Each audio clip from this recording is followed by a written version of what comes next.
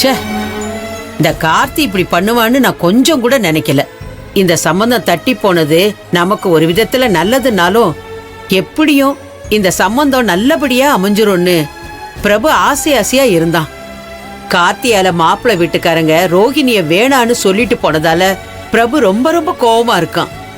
கார்த்தியால இந்த வீட்டோட நிம்மதியே போயிடுச்சு. அத்தை இருங்க அத்தை, எனக்கு என்னமோ கார்த்திக் தப்பு பண்ணிருப்பான்னு இப்ப கூட நம்ப முடியல. கார்த்திக் செய்யாத தப்புக்கு நாம எல்லாரும் சேர்ந்து அவனை தண்டிச்சிட்டோமோன்னு எனக்கு தோணுது. ஆதிர வா, நாம 2 பேரும் போய் கார்த்திக்க பார்த்து என்ன நடந்துச்சுன்னு பேசிட்டு வந்துருவோம். ஆமாம்மா ஆதிர, மேகலை சொல்றது மாதிரி கார்த்திக் இப்படி பண்ணிருப்பான்னு என்னால நம்பவே முடியலம்மா. நீங்க 2 பேரும் போய் கார்த்திக் கிட்ட பேசிட்டு வாங்க. என்னம்மா யோசிக்கிற? மாமா, கார்த்தி இப்படி பண்ணிருப்பான்னு நானும் நினைக்கல. ஆனா இப்ப போய் அவனை பார்க்க வேணாம்.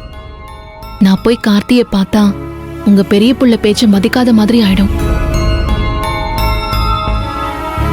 நான் போய் இப்ப கார்த்திய பாக்குற விஷயம் இவருக்கு மட்டும் தெரிஞ்சதுன்னா இவர் நம்ம மேல கோவப்படுவாரு. அப்புறம் இவரை சமாளிக்க முடியாது மாமா.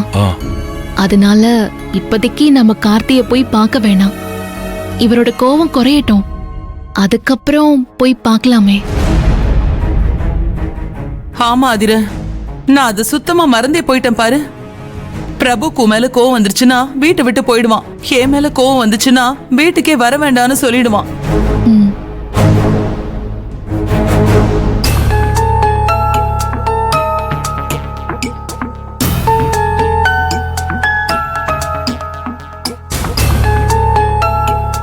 ஏன்பா அந்த பையன் மறுபடியும் வீட்டுக்கு வந்தானா? இல்ல பிரபு, அவன் வரல.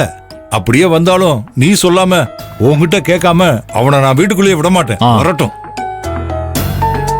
வாங்கத்த.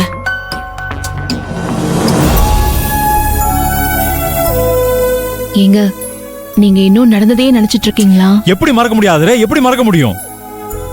கடவுளா பார்த்து ரோஹிணிக்கு ஒரு நல்ல மாப்பிள்ளையா அனுப்புனா, அதுவும் கவர்மெண்ட் மாப்பிள்ள, நல்ல குடும்பம், நிரந்தரமான சந்தோஷமான வாழ்க்கை. இதை விட ரோஹிணிக்கு வேற என்ன வேணும்? வரதட்சணையே வேணான்னு சொன்னாங்க. ரோஹிணிக்கு அவங்களே நகையெல்லாம் போட்டு கல்யாணம் பண்ணிக்கிறோம்னு சொன்னாங்க. இப்படிப்பட்ட சம்பந்தம்லாம் அவ்வளவு ஈஸியா கிடைக்குமா சொல்லு? இந்த சம்பந்தம் வந்ததும் நான் எவ்வளவு சந்தோஷப்பட்டேன் தெரியுமா? இப்படி ஒரு நல்ல இடத்துல எந்த செலவும் இல்லாம ரோஹிணியை கல்யாணம் பண்ணி கொடுத்துட்டா என் முக்காவாசி பாரம் குறைஞ்சிரும்னு ரொம்ப சந்தோஷப்பட்டேன். ஆனா இந்த பையன் எல்லாத்தையும் கெடுத்து விட்டான். நான் இத சொல்றேன்னு தப்பா நினைக்காதீங்க. என்ன? கொஞ்சம் நிலைமையை யோசிச்சு பாருங்க. என்ன ஆதுர? நீங்க சொன்ன மாதிரி அந்த குடும்பம் நல்ல குடும்பம் தான். மாப்பிள்ளையும் கவர்மெண்ட் மாப்பிள்ள தான். நிரந்தரமான சந்தோஷமான வாழ்க்கை தாங்க. ஆனா ஒரு விஷயத்தை யோசிச்சு பாத்தீங்களா? ரோஹிணி என்னங்க தப்பு பண்ணா? அவளை எதுக்காக அவங்க வேண்டான்னு சொல்லிட்டு போனோம்? எவனோ ஒருத்தன் வந்தான், நம்ம கார்த்தி அவன் தங்கச்சியை அடிச்சான்னு சொன்னான்.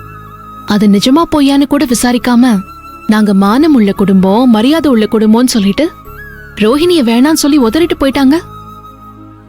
இல்ல, நான் தெரியாம தான் கேக்குறேன். கார்த்தி அந்த பொண்ணு அடிச்சதுக்கும் ரோஹிணிக்கும் என்னங்க சம்பந்தம்? கார்த்திக்காக ரோஹிணி எப்படி வேணான்னு சொன்னாங்க? என்னதான் மான மரியாதை உள்ள குடும்பமா இருந்தாலும் வெளியே இருந்து ஏதாவது ஒரு பிரச்சனை வரதானுங்க செய்யும். நம்ம குடும்பம் அவமானப்படுற மாதிரி ஏதாவது நடக்கதான் செய்யும். அதுக்காக அந்த பழைய தூக்கி வீட்டுல இருக்கிற பொண்ணு மேல சுமத்த முடியுமாங்க? இப்படி சொல்றது எந்த வகையிலங்க நியாயம்? அதுர, நீ புரியாம பேசிட்டு இருக்க. ஒரு குடும்பத்துல சம்பந்தம் வச்சுக்கணும்னா பொண்ணை மட்டும் பார்க்க மாட்டாங்க. அந்த குடும்பத்தோட அப்பா, அம்மா, அண்ணன், தம்பி, சொந்தக்காரங்க, இவங்க எல்லாரையும் தான் பாப்பாங்க. அவங்க எல்லாரும் என்ன பண்றாங்க, எப்படி இருக்காங்க, அவங்க நல்லவங்களா கெட்டவங்களா, இதெல்லாம் யோசிச்சுதான் பொண்ணு எடுப்பாங்க. இதை நாம் எப்படி தப்புன்னு சொல்ல முடியும்? மாப்பிள்ளை வீட்டுக்காரங்க ரோஹிணிய வேணான்னு சொல்லிட்டு போனது தப்பு இல்ல. இந்த கார்த்தி இப்படி நடந்துகிட்டது தான் தப்பு. தேவையில்லாம யாரோ ஒரு பொண்ணை அடிச்சு அவமானப்படுத்திட்டு சம்பந்தமே இல்லாம ரோஹிணி ஆட வச்சுட்டான். சரி விடுங்க, இதை விட ஒரு நல்ல வரன் ரோஹிணிக்கு அமையும். எனக்கு அந்த நம்பிக்கை இல்லாத. பணம் பணம்னு மனுஷங்க பேயா அலையிற இந்த காலத்துல இப்படி ஒரு மாப்பிள்ளை கிடைக்கிறது ரொம்ப கஷ்டம். எல்லாத்துக்கும் காரணம் அந்த கார்த்தி தான். அவனை சும்மாவே விடக்கூடாது. நான் கிளம்புறேன். எங்க போறீங்க? கார்த்தி கிட்ட போய் பிரச்சனை பண்ண போறீங்களா? இல்ல ஆதிர, நான் சாமி கிட்ட சொல்லி புரோக்கர் கிட்ட மறுபடியும் மாப்பிள்ளை வீட்டுக்காரங்கிட்ட பேச சொல்ல போறேன். சரியா? என்னங்க நீங்க?